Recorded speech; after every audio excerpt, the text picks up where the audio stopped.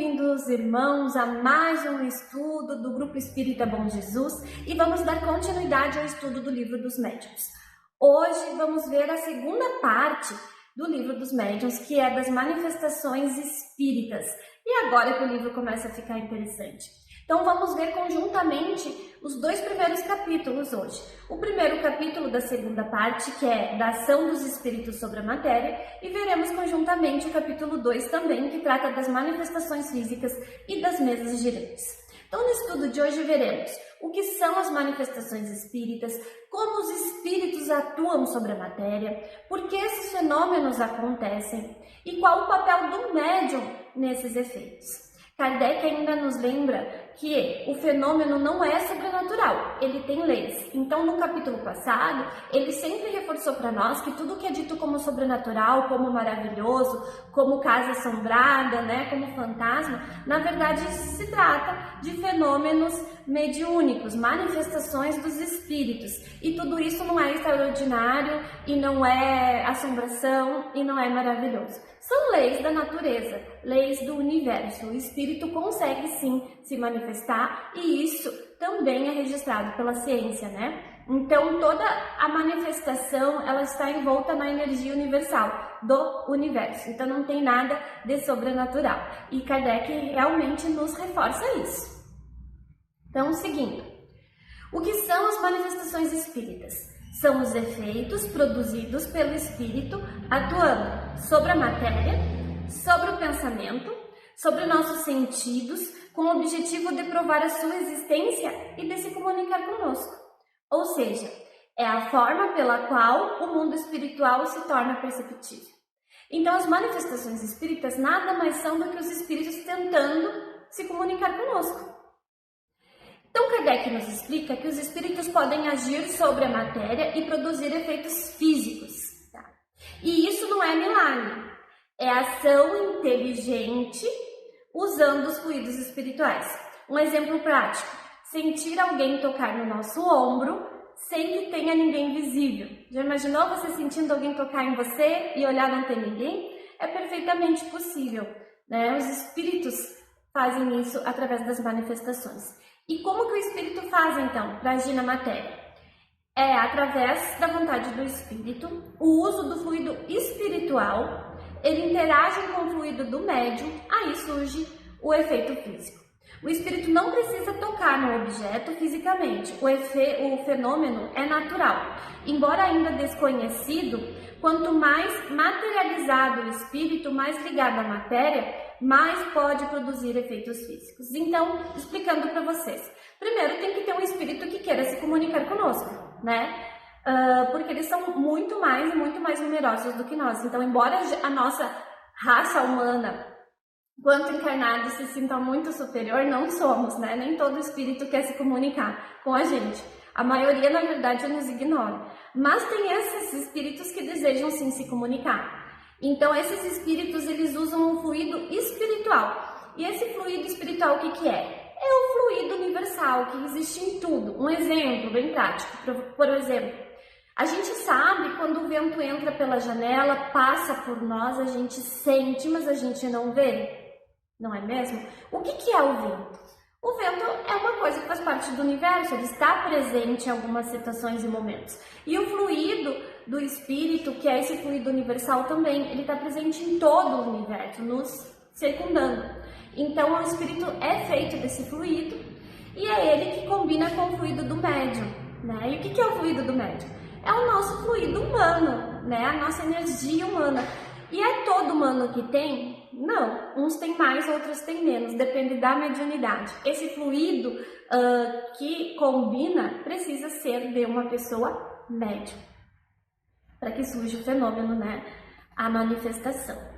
E por que os espíritos produzem os efeitos físicos, para chamar nossas atenção, para chamar a atenção dos encarnados, mas é um médium que fornece o combustível fluídico, ou seja, ele precisa que tenha a alma do médium, o nosso espírito, o corpo, a carne e o perispírito, que é da onde fica armazenado esse fluido registrado de gerações em gerações. Então, o espírito precisa encontrar um corpo humano, encarnado, que, né, alma, espírito e o perispírito, da onde ele vai retirar esse fluido. Exemplo, as mesas girantes nas reuniões. Não era a mesa que tinha vida e saía assim, caminhando ou levitando por conta própria. Era o espírito que usava os fluidos do médium que estavam presentes naquela casa, naquela sala, e combinava com a vontade, com os fluidos dele, para fazer a mesa levitar. Então, partia primeiramente da intenção do espírito, segundo do fluido do médium que estava ali, combinada com o fluido do espírito que desejava se manifestar. Então, tem muitas pessoas que às vezes dizem que moram em casas assombradas. Vocês já ouviram isso? Pessoas até que ficam mudando de casa porque a casa delas é assombrada. A casa delas não é assombrada. Casa nenhuma se assombra sozinha. É sempre necessário que tenha presença humana, presença de um médium. Então a pessoa pode se mudar 10 vezes que a casa dela vai continuar tendo fenômenos mediúnicos e manifestações físicas acontecendo, porque ela é um médium de manifestação física. Às vezes ela nem sabe disso, mas é ela que causa os fenômenos junto com os espíritos, e não é a casa que está assombrada. Então, das manifestações, a gente é dividido em duas partes. Tem as manifestações inteligentes e as físicas. As físicas produzem efeitos materiais. Exemplo, ruídos, batidas, movimentos de objeto, levitação de objetos, transporte de objetos, né? Então, tudo que é físico, o copo que cai, o chuveiro que liga, a luz que acende e apaga, tudo fenômeno físico. E os fenômenos inteligentes são aqueles que revelam o pensamento do espírito, quando ele de fato quer trazer uma mensagem e se comunicar, aí através da psicografia, da psicofonia ou de respostas que eles davam através de batidas, como era no caso das mesas girantes, das cestas, né? Daquela brincadeira do copo, que não se deve jamais fazer, ficar invocando espíritos. Então esses são fenômenos, manifestações inteligentes. E qual é o papel do médium nessas manifestações? Sem o médium não há fenômeno físico, pois é ele que cede os fluidos necessários. O espírito, para se manifestar, precisa de matéria para atuar sobre a matéria. Para isso, ele utiliza os fluidos humanos do médium, que são mais densos, e os combina com o fluido universal, que é mais sutil. E assim surgem os fenômenos das manifestações mediúnicas. Então, é necessário o médium, porque ele é o combustível do espírito. E deixar bem claro que o espírito não move objeto, não transporta, não quebra objeto nenhum com a mãozinha dele, tá? A gente tem na nossa imaginação que quando o objeto se move sozinho, o espírito está ali com a mão, né? A gente não enxerga, mas ele está movendo, mas na verdade não é assim. Ele combina os fluidos, então, como a gente já explicou, do médium dele, com um campo de força. Esse campo de força é magnético, é energético, e aquele campo de força que vai mover o objeto sozinho. Então não precisa nem ter o médium, né, presente, só próximo do local para que ele consiga mover esse objeto e o objeto se mover sozinho. E o grau de materialidade dos espíritos? Kardec explica que quanto mais inferior, mais ligado à matéria e mais atua nos efeitos físicos. O que isso quer dizer? Quer dizer que casas assombradas, quer dizer que quando tem efeitos físicos de luz que acende, luz que apaga, chuveiro que liga, chuveiro que desliga, ruídos, isso geralmente provém de espíritos que ainda não estão evoluídos, né? Bem evoluídos, por assim dizer, porque os espíritos superiores, eles sempre vão encontrar uma forma mais inteligente, mais rápida e objetiva de se comunicar, porque a maioria das manifestações deles são inteligentes. Ele não tem interesse em fazer manifestações físicas para estar se aparecendo para nós, né? Então, essas manifestações físicas geralmente decorrem de espíritos que estão numa linhagem um pouco mais inferior. E por que eles fazem isso? Para se divertir, né? Para chamar nossa atenção, para brincar com a nossa cara, para assustar quando eles veem que as pessoas têm medo, daí que eles fazem, né? E ou pode ainda ser num caso de pessoas queridas que desencarnaram, né? Parentes nossos mesmos, que às vezes eles fazem isso para mostrar que eles estão ali, né? Eles não têm aquele grau ainda para conseguir interagir com nós com a manifestação inteligente. Então ele usa da física, né? Da manifestação física, combina os fluidos ali, faz aquele campo de força e move um objeto, fecha uma porta, liga uma luz para dizer estou aqui. E agora eu quero deixar uma pergunta. Por que Kardec, então, começou com os fenômenos físicos e não pelas comunicações inteligentes e morais?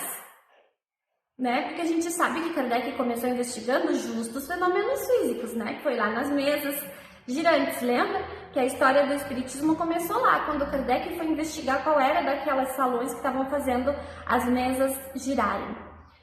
E a resposta é simples, é porque Kardec, ele nunca foi espírita, né? Na verdade, ele nunca foi religioso, ele era uma pessoa cética, que duvidava de todo o fenômeno e da espiritualidade, da existência dos espíritos em si. Quando ele foi chamado a atenção, né, que foi proposital, o plano espiritual, no ano de 1800, ele começou a explodir os fenômenos mediúnicos, porque a humanidade já tinha um grau de adiantamento necessário para começar a compreender esses fenômenos com mais amplitude. Então, lá em Paris, onde Kardec morava, que ele já tinha sido, né, escolhido pelo plano para fazer essa codificação, surgiu essa explosão de fenômenos físicos, né? E os mais conhecidos foram essas mesas. Então, ele foi convidado a estudar, né, esses fenômenos, mas a intenção inicial dele foi desmascarar os charlatões, né, dizendo que aquilo não existia. Quando ele chegou lá e viu que aquilo de fato estava acontecendo, que tinha uma inteligência por trás daquilo, ele aprofundou os estudos e depois foi aprofundando tanto que ele mesmo foi sugerindo novas formas de comunicação, como a cesta com a caneta, como a prancheta, né? E foi evoluindo até as manifestações diretas e inteligentes que permitiu que Kardec fizesse toda a codificação. Então ele iniciou assim porque foi o modo que a espiritualidade achou para chamar a atenção de Kardec. E até hoje muitos espíritos utilizam para chamar a nossa atenção. As manifestações físicas foram a porta de entrada para compreendermos a realidade do mundo espiritual. Mas o objetivo do espiritismo não é o fenômeno, é a transformação moral. E qual a finalidade séria? Espetáculo? Não. Curiosidade? Não. É a prova da imortalidade. Né? A finalidade séria desses fenômenos físicos é que os espíritos nos comprovam que eles estão ali, né? Que a vida não termina, não finda com o desenlace da carne. E também o despertar moral. Toda vez que alguém sente medo, é atacado por esses fenômenos físicos, ela busca mais se aproximar de Deus e compreender o que está acontecendo. E aí que acontece o despertar moral dela. Então, irmãos, esse foi o nosso estudo de hoje. Desejo a todos uma semana abençoada e aguardo vocês na próxima semana para darmos continuidade ao estudo do Livro dos Médiuns.